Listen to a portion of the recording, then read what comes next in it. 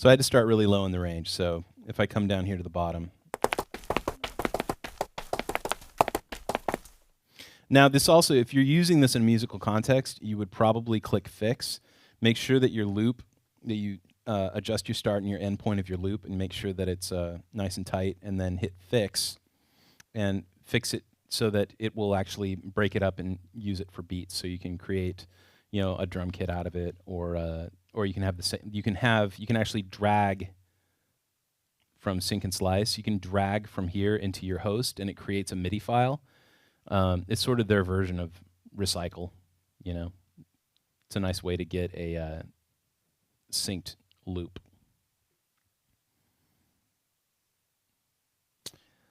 There are a couple different algorithms that they use. One is called Time Machine Pro, and the other one is Beat Machine. These are when you're doing things musically. So this one is kind of a slicing mode where it doesn't affect the transient very much. Time Machine will actually stretch the transient to automatically fill whatever dead space there is. So Beat Machine sounds better with really highly transient material, and Time Machine Pro is good for smoother material, ambiances and things like that. Okay. So the last thing that I wanted to talk about a little bit was go back to the group editor and talk a little bit about effects and routing and stuff like that within Kontakt, because it's pretty cool what they do here. I'm going to get something a little bit longer. Let's see. I'm going to go to my drive. I'm going to go to my audio files. And let's see. You always have to have one group there. So there will always be a group when you're working. Now, this is actually an instrument that I don't really need to use anymore. I'm just going to drag this in and create a new one. Let's not listen to that one. That one's got like screaming banshee people. Yeah, let's use this one. That's better.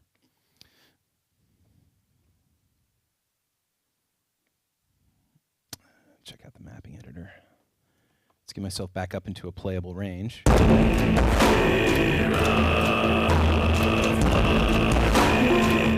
And it's really loud.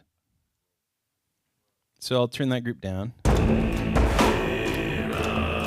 Now what's kind of cool is that I can actually go in here, and from my effects I can go to EQ, and they have something called a solid G EQ, and this is modeled after a G series SSL console, a really nice big, very, very expensive mixing console. And I can go like, oh man, I need to kind of make some adjustments here. Look, I hit the space bar. That's very funny.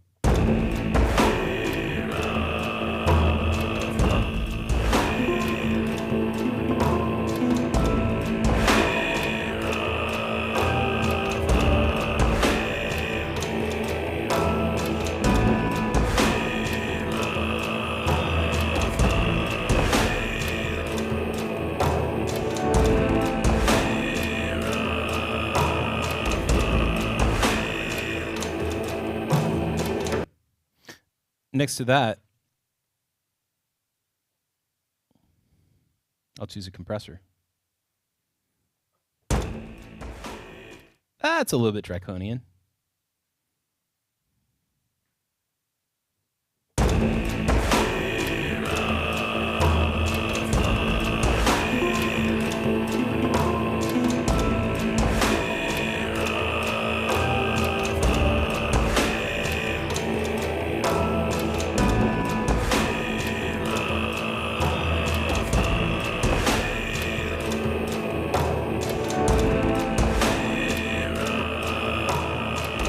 Holy pumping.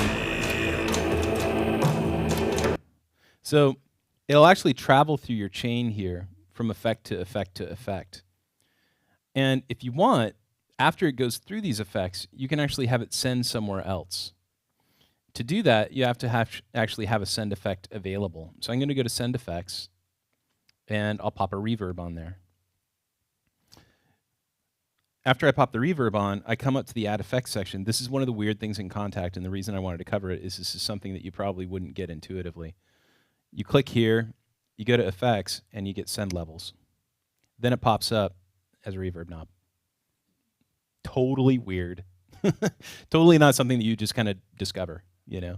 Yeah, it's totally odd. But now that we have that, we can use a zone envelope or we can use a modulator and we can adjust how much we're going to our reverb send. Now, after we get through all this stuff, so I talked about send effects, I talked about group effects. We have insert effects. Insert effects are, you get the same group of effects, filters, EQ, and effects. But these are actually going to be they're inserted on the instrument itself. All of your groups, all of your zones, all your samples, all your groups will go through these effects. Whereas when you have a group effect, the effects are only per group. And then you have your send effects, which are going to be global, that groups can send to. But they aren't, if you put something on your insert effects, it's there. Like everything's going through it. So you want to be very, very careful with them. And if you look through a lot of libraries that are created for Contact, you'll note that there aren't a lot of insert effect and not a whole lot of send effects either. Like people usually stick to their group effects and do most of their work there. Now, if you're using something like a DAW and you've got Contact, if you select output down below, this is sort of a default that they have. They have a stereo output, 1 and 2, so this would be seen in your DAW as 1 and 2, but then also internal auxiliaries, okay? Now, these auxiliaries would go out to different outputs if you had a multi-output instrument available in the DAW of your choice. So if you're in Logic and you choose a multi-output instrument, these channel strips that you get down below would have to match up with what you got. If you go to your presets, you can actually choose, oh, that's interesting. Oh yeah, there we go, AU plugin.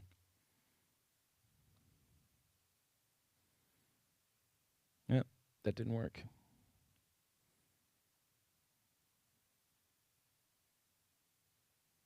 Huh. They used to have a preset for Logic, but that's okay. We can just create our own. So I'll add some channels. Oh, and I'm also going to turn off flux because I need to be able to see. Sorry about that. Ooh, now it hurts my eyes. So add a channel strip. So how many do you want? Okay, I'll have 1. How many channels? 2. Sound card host output. So these are all the outputs that I have available on my interface. Delete existing channels before creating new ones. Make this your default configuration. This one's very important because if you have a set mixer that you want to create in Contact, you'd select that and make sure that you always get your channel strips down below lined up so that when you open it as a multi-instrument, it always comes up the same. And I guess I'll go ahead and mess with this one even though this is my computer. So I'll say 16 channel strips. Now can we say 16 channels? No, we can have 7 channel strips if we have 16 channels. Note this, we have surround outputs. So I chose 7 channels per channel strip, and basically what it says is that I want 7-1 on every one of those channel strips. So I actually don't want that.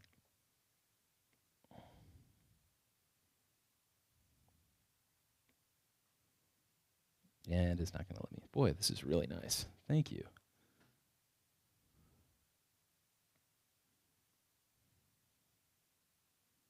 Yeah, okay.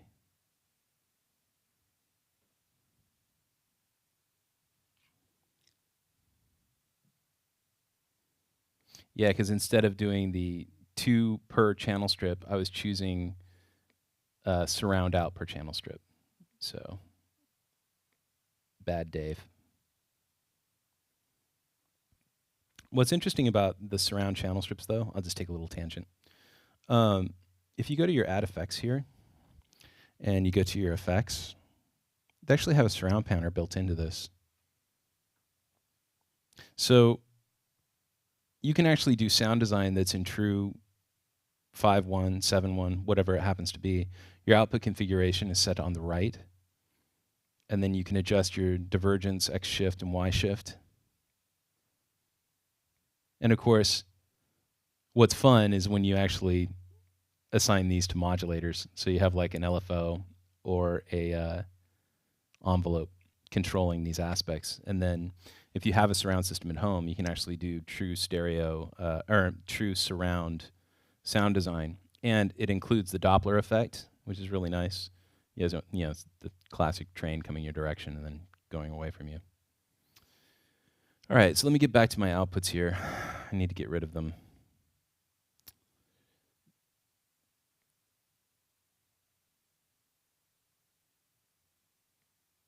Don't show inserts, delete channel, please.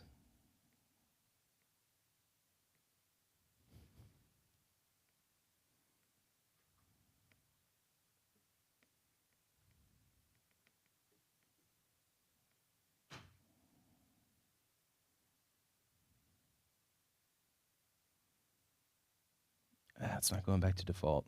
Oh, that sucks. Sorry, I'll have to come back to this one.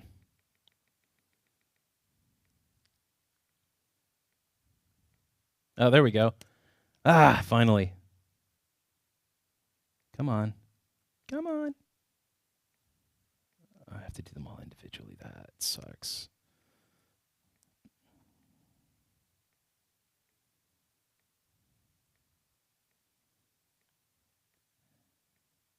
Come on. There you go. Delete channel.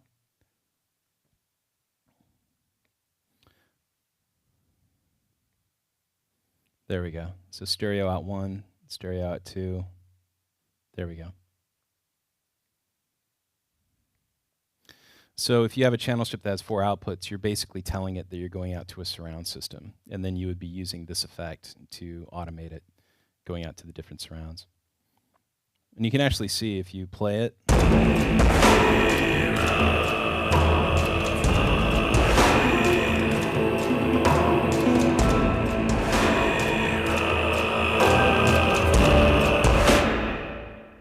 It's a lot of level going out. But anyway, yeah, it's pretty cool. Yeah, so once you have the mixer of your dreams down below, so you have however many stereo outputs you want. The auxiliaries are going to be either internal, or you can have them going out to an external interface if you want. I mean, theoretically, you could just have this thing going directly to your outputs and do everything from Contact, but nobody uses it that way. You use it as a multi-instrument inside of a DAW, and then control everything, control your multi-outputs within something like Logic. So if I was to go into Logic, yes, really quit.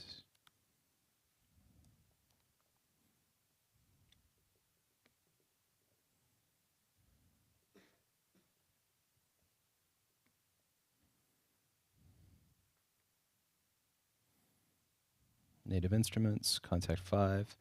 And here are all these different configurations I have. I can open it up as True 5.1, 16 mono, 1 stereo, 15 mono, 8x8, 16 stereo, 1x5, 1 5.1, and 15 mono. So that means when you look at these, it can be confusing, but if you think about our output stage, if you have a fader that has 5 outputs, then that would be considered a 5.1 output, and then you still have 15 mono left over. Okay? And then if by some miracle you're able to do, that kind of cool surround sound design and stuff, it's really, really fun. I usually get really depressed when I use it in a musical context because it's sort of like, oh, I did this cool thing, and then I want to play it for somebody, and I realize that, hey, you want to come over and hear my cool surround effect? Because I can't play it on an iPod or in your car. Not until I get true, 5.1 headphones, which I guess exist, and I don't know how they work. Okay. Yeah.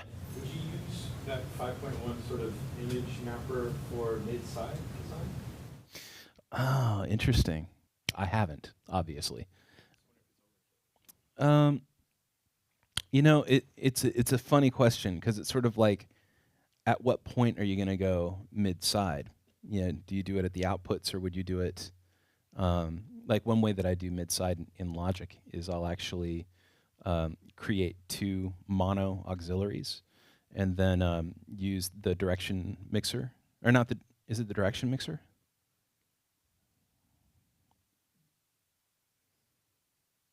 Yeah, it's got a mid-side decoder that actually works as an encoder as well. And then I'll usually process that way. And so I haven't done it internally within Contact, but it's an interesting idea. Let me look at the architecture for a second. And if I can't figure it out in like 5 seconds, then I'll leave it be.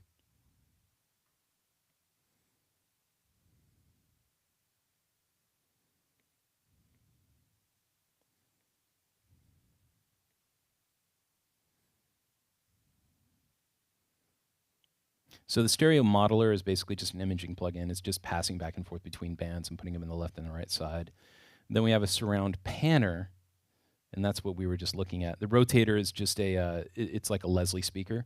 So this is where it would be. And let me think about it, because if we would need to have two mono channels. We'd need to have it. It'd need to encode and decode. So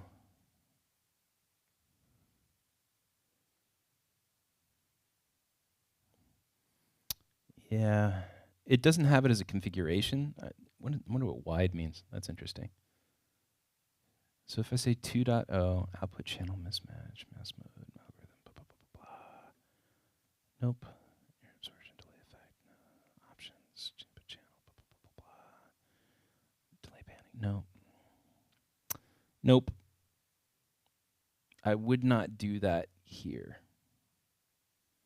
See, it's interesting because it's got its own mixer structure. So theoretically, you could send the left channel through one send and the right channel through another send, but it's the actual math of the encoding and the decoding that I don't know offhand how to do that.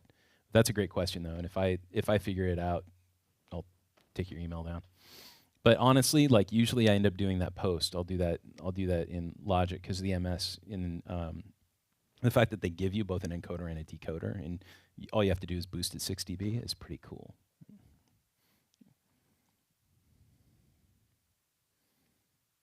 Cool. So I wanted to talk a little bit about, that's kind of Kontakt realm for now. Now I'm going to open a battery. And I have battery 3. I don't have battery 4 yet. Battery 4 is very much like battery 3, except it got a huge GUI replacement. And but it's essentially got a lot of the same functionality. The library is different. The workflow is slightly different. But a lot of the same things that I would do in terms of designing sounds within battery are still there. Now, battery is a cell-based architecture. So most samplers that we think of like that nice little mapping editor that we saw in Kontakt 5, where we threw a bunch of zones in and then mapped them out across keys. That's usually how we think of samplers. But when we think of battery, usually we immediately think drum machine, or we think drums and all that kind of stuff. But if we wanted to, we could do some really interesting stuff with sound design, because we can have cells that are triggered off of the same note. And in doing that, we can layer sounds really easily and then process each cell in its own way. So if I go into my handy-dandy browser here, go back to my effects, look at my guns, and I'm going to choose an AK-47, an AR-15.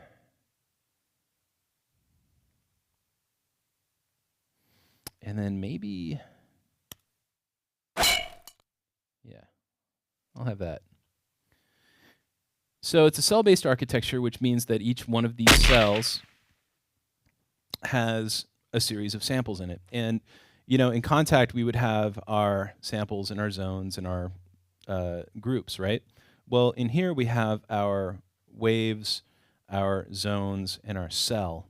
And the cell would play a series of zones. Each zone has one sample, okay?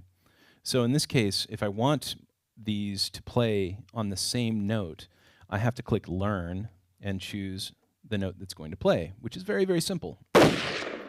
Hit Learn. Hit Learn. Oops, I screwed up. There we go. Now, this bullet bounce I'm going to save for later. I'm going to mute that. Okay, so now I have both of them happening at the same time. If I want to focus on a cell, I can solo it by using that little yellow deal. And I can do some cool stuff just right in the cell level. If I click on the pitch envelope, turn the pitch envelope off. Okay, so now look how it changes the waveform as I work. That's pretty cool.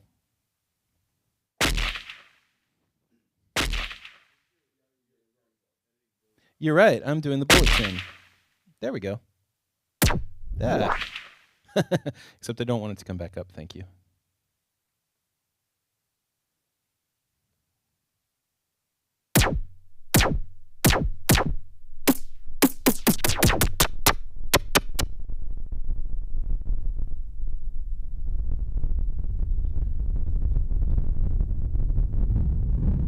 So there's this lovely little panic button up here. If you start to get a nuclear explosion, you can always get rid of it. But it's pretty nice that we have a pitch envelope right in the front.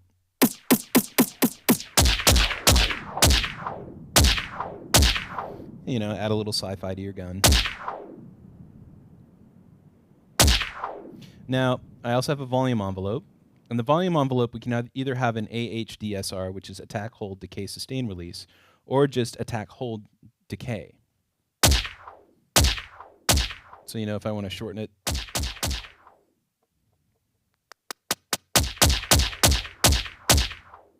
Again, it has a really nice display that shows you how the volume is going to be affected on the envelope. So the red line is going to be your pitch envelope, and then your little gray area here is showing you how volume is going to be affecting it.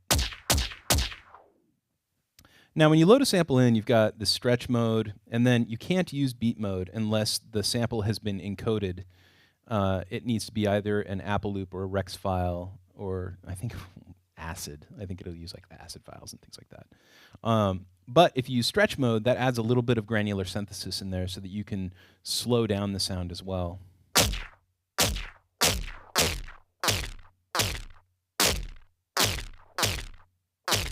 Let me turn off these so we don't get the raspberry. Yeah, it's like Enter the Matrix.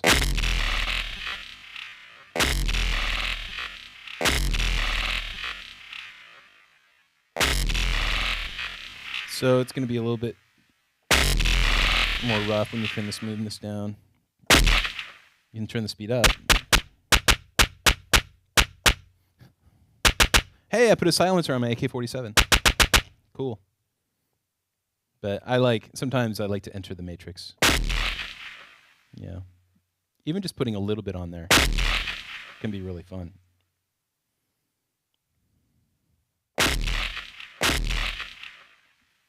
What's also kind of fun, I'm going to just completely mess with this. I'm going to turn my pitch envelope back on.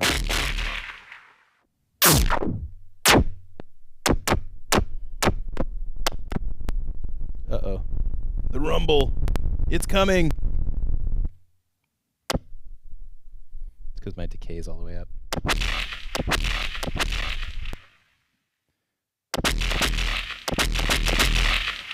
I love doing this kind of thing too, because yeah, it's fun. Now, under setup, you have these things called articulations, which usually you'd be using on a drum. And what it is it's basically hitting note values in a rhythm. So if I turn the power on and choose drag,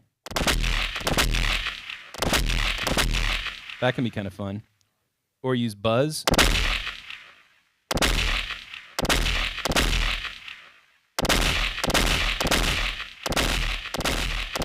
You start getting some really weird,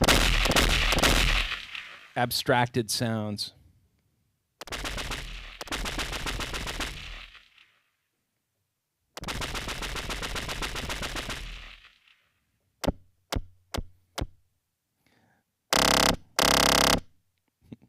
There's your space weapon.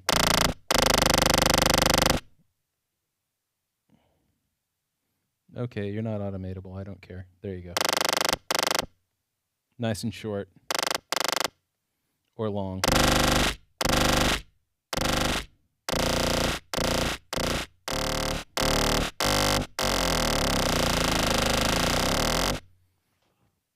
That's kind of fun. And then this last one, Geiger counter. So it's just, they call it radiation and decay. I love it. It's basically complete randomization.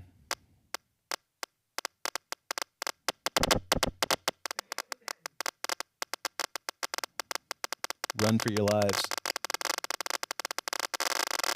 All right, we're dead. So it can be fun to use the radiation, like if you put something like that,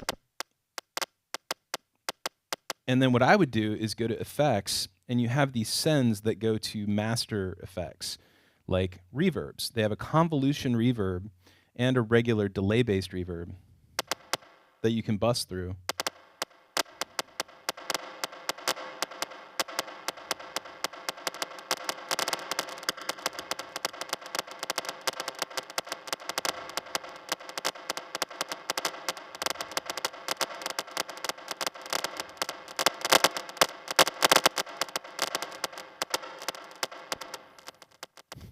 That used to be an AK-47. So anyway, that stuff's kind of fun.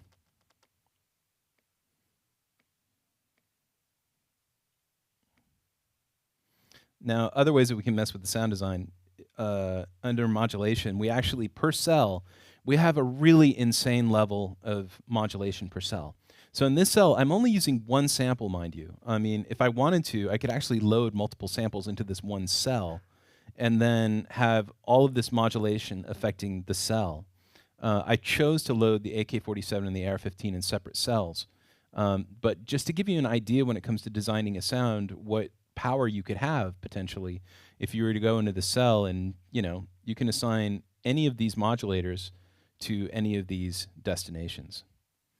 So we have the filter, EQ, LFO, modulation envelope, loop start, loop length, sample start.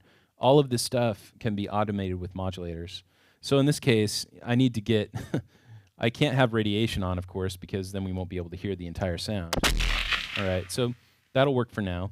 And I'll go to modulation and maybe add LFO1 to my volume, just something simple.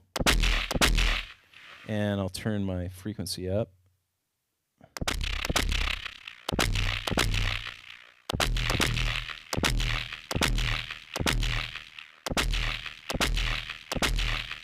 So I'm modulating amplitude, but I'm actually having it fade in over time. So it's just adding an extra little waver to the end of the sound. You can also add it to tuning. And after a while of experimenting with this stuff, I mean, you can come up with really interesting stuff fast.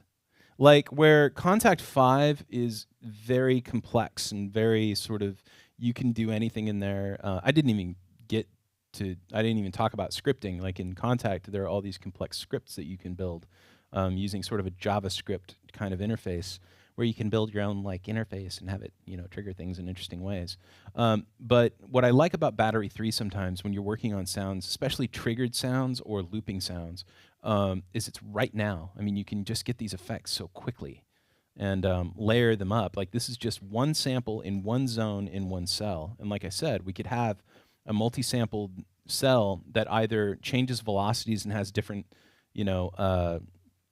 has different shots in it, or we can have them all layered up within one cell, or we do like we did here and we spread it out amongst multiple cells. So it sounds quite a bit different than the original AK that we had. Now, here's the AR-15 and the AK. It's starting to get ridiculous. So I come into this cell and I say, okay, let's turn our volume envelope on. I'm going to turn my decay down, turn my sustain down. I'm basically just using it for the initial attack. I'll solo it.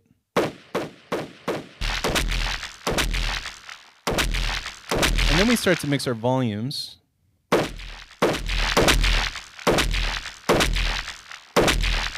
And then I come over here and I've got this bullet bounce, which I was so cleverly editing before, which I totally meant to do. One of the keys to sounds like this is that you want to turn your key tracking. You don't want to have key tracking on, and that's the other beautiful thing about using battery for percussive transient material is that you want to make sure that it's not tracking like a normal sampler would. And all you have to do is make sure that that button is turned off, and you're cool. So now I have this bullet bounce, and I think I want to take out the pitch envelope for now. And I'm going to take this wave. It's got a really wonderful little pre-lap, this little whoop that happens before the sound happens. But I think I'm going to take a little bit of that pre-lap out.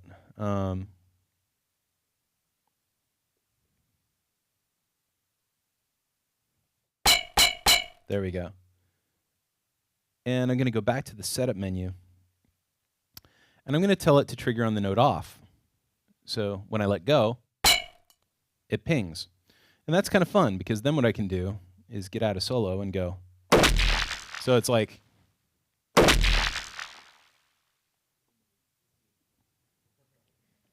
ah! No, I shot it a really long way. We couldn't hear. I missed the target.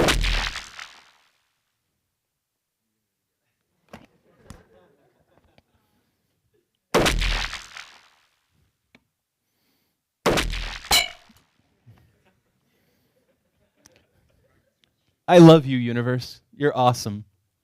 That's the thing about a really nice, sensitive trackpad.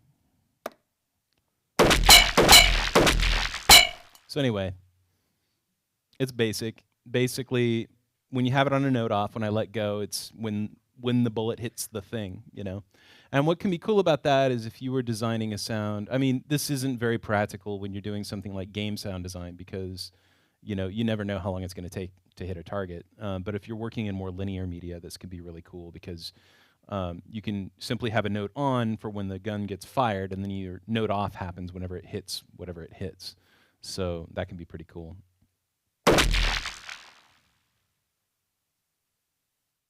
Yay.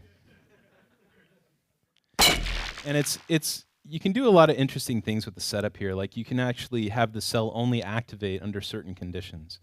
So I might say, oh, it's interesting because I'm using my little controller here. So I'm going to say on controller 64,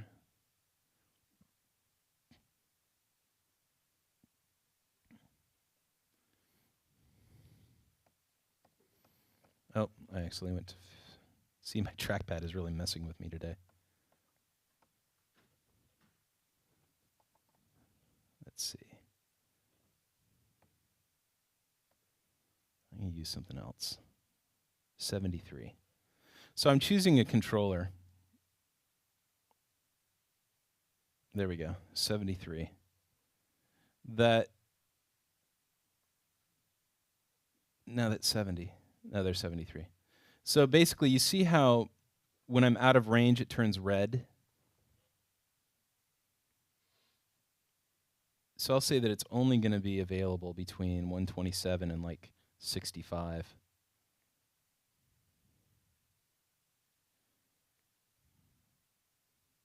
Beach ball of death. So about now is a great time for a break. What do you say? You know what's cool about Logic? It saves a lot. It saves basically anytime you do something. So I might not have lost everything.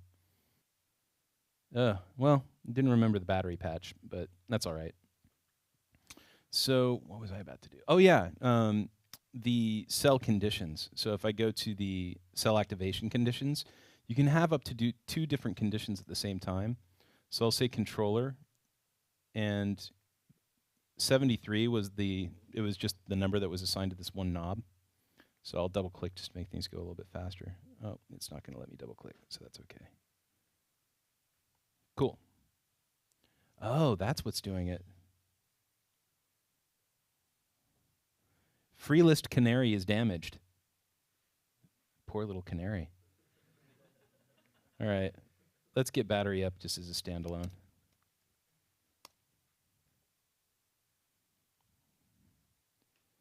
And, you know, I'm just going to try this.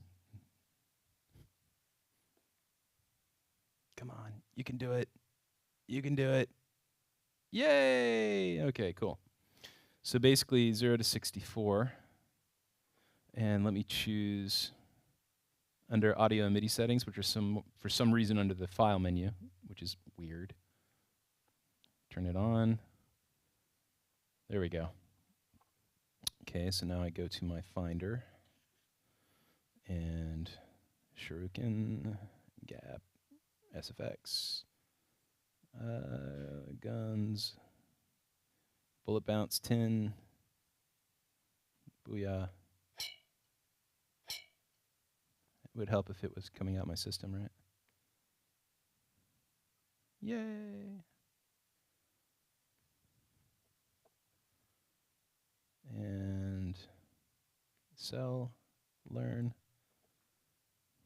Okay. Go to my setup. And if I turn this all the way to the right, no bullet bounce. If I turn it to the left, I get bullet bounce. So that's just kind of fun. If you're making your own sampled instrument, you can do a lot of different things with that. Like you could have a copy of this cell. So this cell will be copied over here. But on this cell, maybe what I'll do is I'll have it traveling out to a bunch of reverb.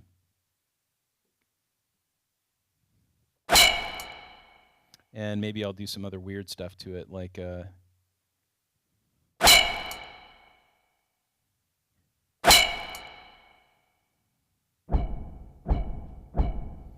okay, so I'm going to go to this cell setup, and it's going to be 64 to 127. Don't quit on me. Or 65 to 127.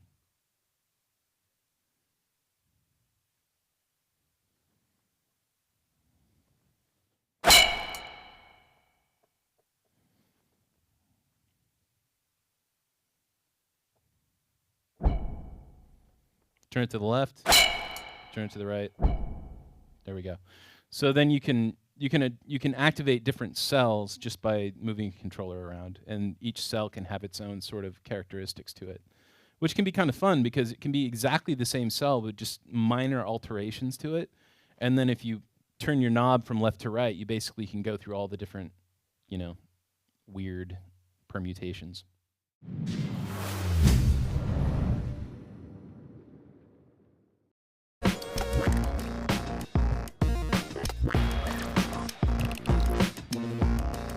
Very much like to thank Pyramind for hosting me here once again. I think this institution is really cool, and until I came here for the first time, I had never seen anything like it in my whole life.